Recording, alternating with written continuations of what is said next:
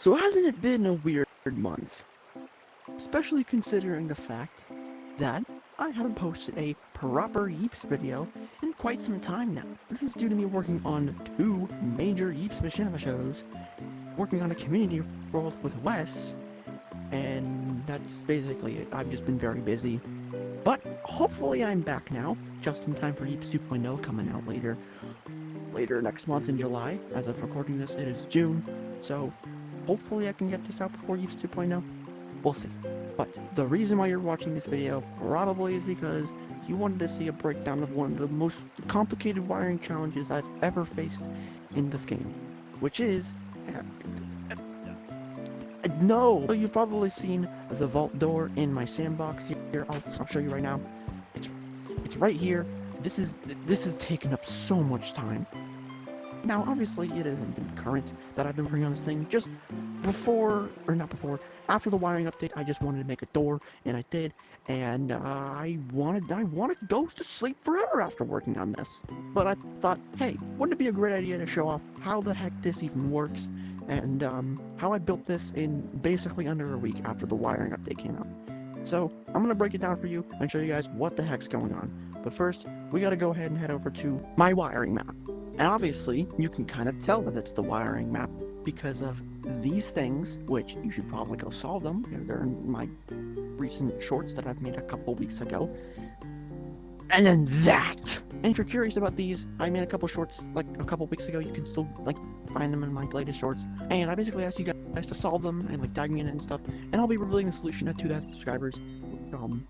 You should subscribe if you enjoy this video. I mean, I guess you can always unsubscribe later when you want to. Anyways, yeah, I just want to kind of break down how the door in my private world works, because I wanted to share some of my wiring knowledge with you guys, because most of you guys don't know, I'm actually kind of a genius. So without further ado, let's start breaking down how this door works, because what the heck is going on here? What is all these buttons? What's that? What's that?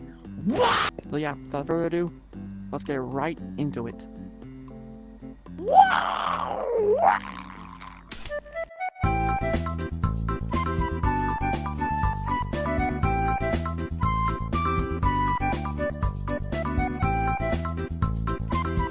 Alrighty, let's first start off with the door itself. So, ignoring all of that, let's get into how the door actually, functions normally. So obviously there's a piece of trapped wood here that gives you a key that you can slap into this key, and it opens up the... Anyways, as I was saying, when you put the key in the keyhole, as you can see, the door's open. Now, as you can tell, this is the front of the door, so they're just gonna swing back. But on the other side of the door, you can see there's this button here, and door opens, you can walk through, and the door shuts. That was actually really perfect timing, But how does this actually work? It can't be just as simple. Well, it can be if you just want to spaghetti wire your way up. But this is not any ordinary door. This is what I like to call a vault door. Now, Minecraft has these vault doors, which are just giant squares where it kind of goes inward.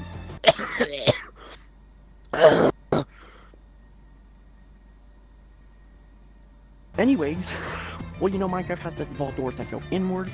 This one, well, I mean, it opens inward, but that's not what I'm talking about. So basically, a vault door in Yeeps is any kind of door or a combination of doors that require some sort of authorization or something like that. That's just my definition of it. It could mean something else in Yeeps terminology, but I'm not completely sure. And yes, this one is called the CVD, the chocolate vault door, because it's cool like that. And the original design for this, it literally only took me a week to build it. So, I'm kind of crazy like that. No, I probably just play a lot of Minecraft anyways. But yeah, let's start breaking down how this door works, what it does, and how it can help with some scientific base of operation and whatnot. So yeah, let's get started. And as a reminder, you can use this design on your builds and stuff. If you want to credit me, you can. Or if you don't want to credit me, you can just come up with your own design. This is just the design that I came up with in 5 minutes. It's basically completes the same functionality as any other vault door I built. So let's just run into it. First, we're going to explain the key system, the entry system, the button system, the input system. How do you open the damn door?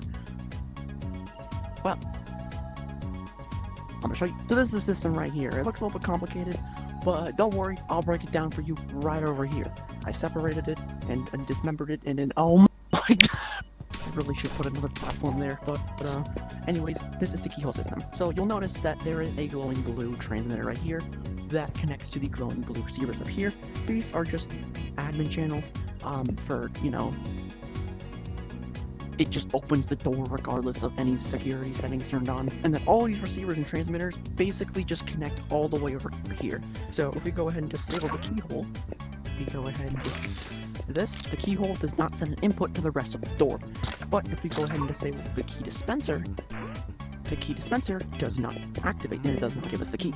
So how this works here, as you can kind of see the dark blue transmitter over there, it sends a signal to a NOT gate right here, which connects to an AND gate, which when both of them are combined in the keyhole, it allows the signal to run through to the dark blue thing, receiver transmitter channel thing.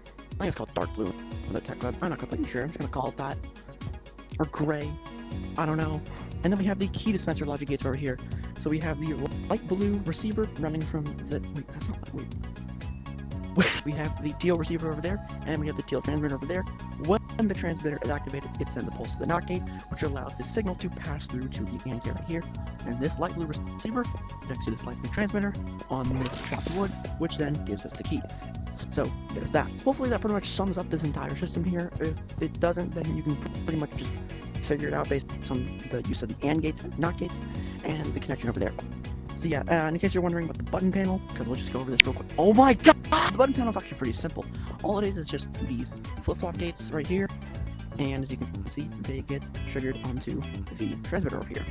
So the button gets pressed, it triggers the flip-flop gate, which then heads over to the light and also activates the transmitter. So you'll know if it's on or off based on this light up here. It's pretty nifty. If you're wondering about these two over here, these just activate these doors, the doors from just adding access to the main source of the code. So now we're going to talk about this monstrosity on the top of the door.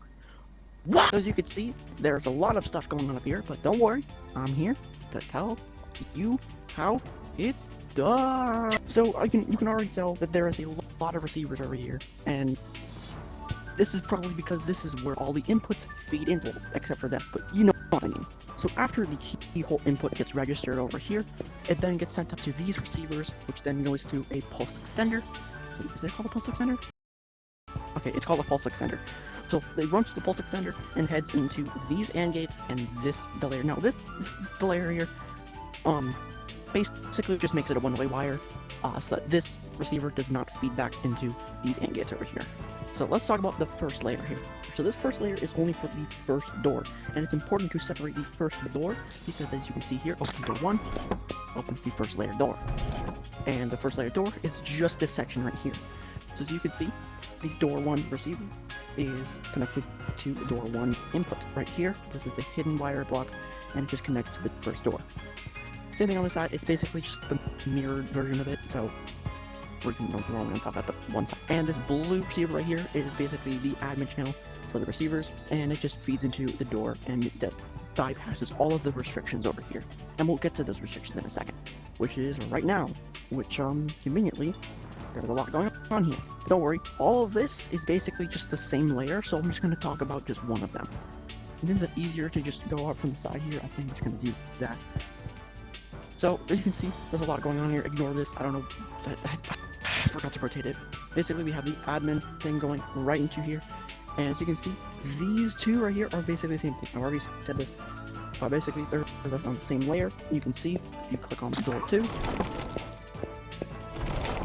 and it opens both the portcullis and the second door. So when the keyhole input goes right into these layers right here, you can see the AND gate feed into the door right here, and you can have the NOT gate from the orange receiver, which we haven't seen yet, but I'll get to that in a minute.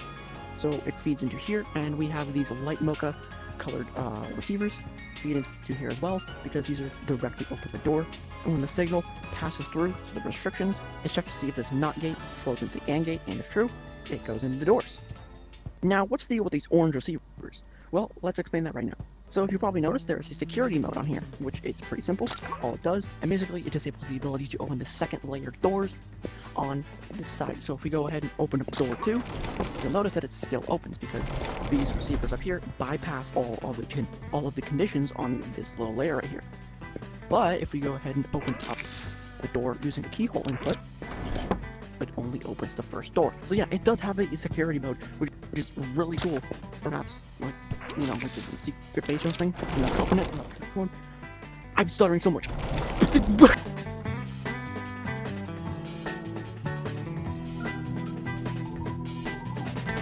Alright, so here's our door over there. We have the owner of Landbox who just literally his mic is broken. Yeah, so I'm gonna show him the door, and we're gonna see what he thinks about it. What are you doing? Oh, okay, we're gonna do it like this. Okay, just here's this control panel, and it, you press one of them. Yeah, now look at this. Look at this. Look at this. Look at this. Look at this. You activate the door. It only opens one of them. Oh no! That's crazy. And then you open it, and then as the security mode's on, you can still open door number 2. It's yeah. So I'm sure you get the gist of what this is. So what's your rating, or what do you have to say? I want to go get this glass for your rating.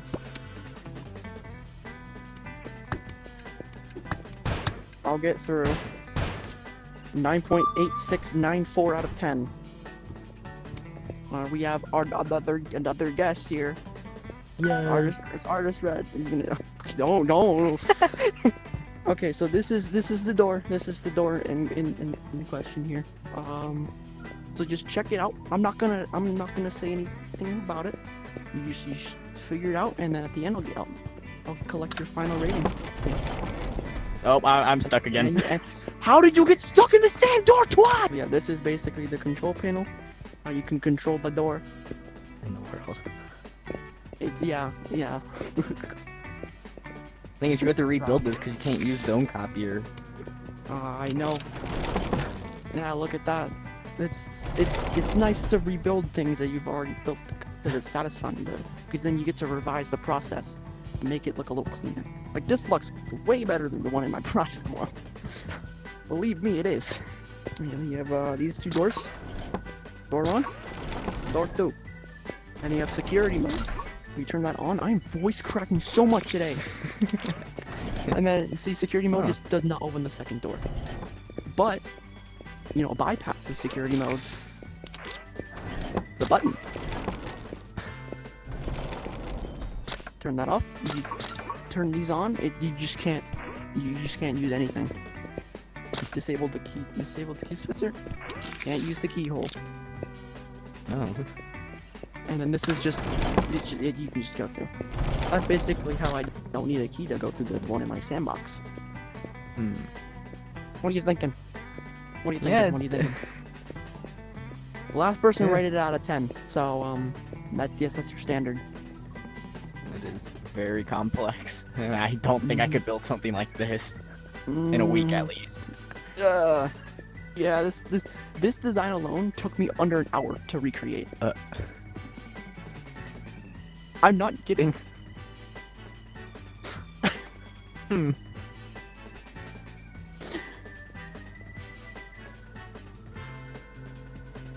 It's a 10 though.